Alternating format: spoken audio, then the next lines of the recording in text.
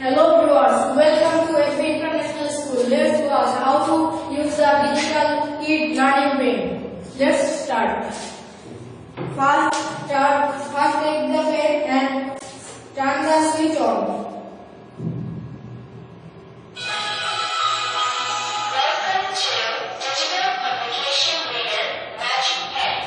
Then take a book which we want to read.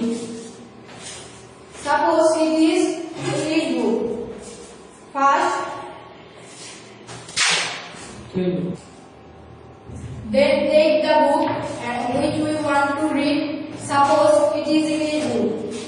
First, we need to turn the pen at the front page of the English book.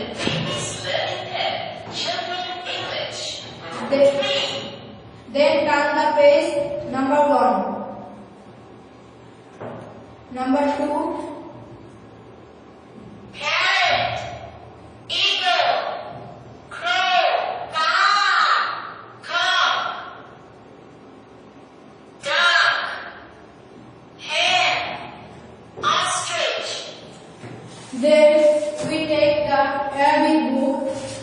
First turn the page. Baby's learning pen. Children Arabic.